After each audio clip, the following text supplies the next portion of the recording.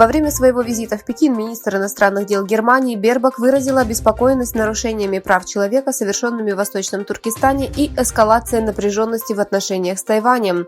Министр иностранных дел Германии Анна-Лена Бербок заявила 14 апреля 2023 года после встречи со своим китайским коллегой Циньган во время визита в Пекин, что она выразила обеспокоенность нарушениями прав человека, совершаемыми Китаем в Восточном Туркестане, и его растущей напряженностью в отношениях с Тайванем.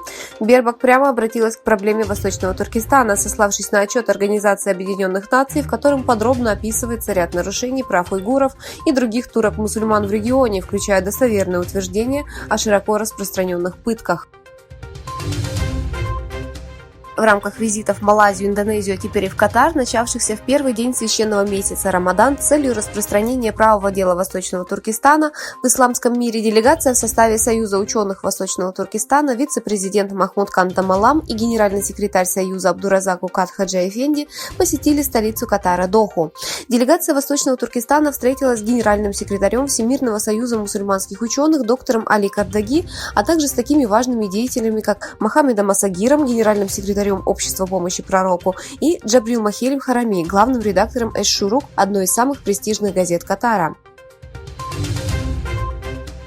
Выяснилось, что китайское правительство приняло жесткие меры в отношении граждан, которые делились информацией об уйгурах с иностранными организациями, и эти люди были привлечены к уголовной ответственности по закону о борьбе со шпионажем. По сообщению газеты South China Morning Post, Центральная политическая и юридическая комиссия Китая 14 апреля опубликовала на своем сайте 6 дел, фигуранты которых были арестованы и обвинены в шпионаже после обмена информацией об уйгурах с иностранными неправительственными организациями. Сообщалось, что заявление Центрально-политико-правовой комиссии Китая было опубликовано по случаю празднования 15 апреля в Китае Дня образования в области национальной безопасности. Представитель Министерства торговли Китая заявил, что Пекин решительно выступает против действий США по включению китайских компаний и граждан в санкционный список, прикрываясь российской агрессией. Китай считает, что введение подобных санкций является трансграничной юрисдикцией. Глава КНР Си Цзиньпинь встретился со своим бразильским коллегой Луисом Инасио Лулой да Силвой в пятницу в Пекине. Китай принудительно заманивает страны в ловушку с помощью дипломатии юаня, чтобы уменьшить влияние США и доллара. Китаю удалось отговорить Бразилию, возглавляемую радикальным левым Луисом Инасио Лула да Силвой, отказаться от доллара США и подписать сделку по расчетам в юанях и реалах.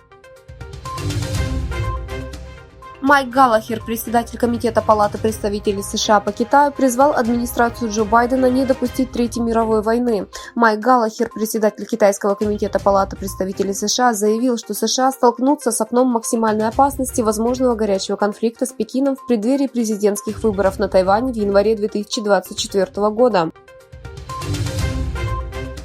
Пакистанский суд оштрафовал китайскую государственную нефтегазовую компанию на $2 480 000 за нарушение контракта, подписанного с местной компанией.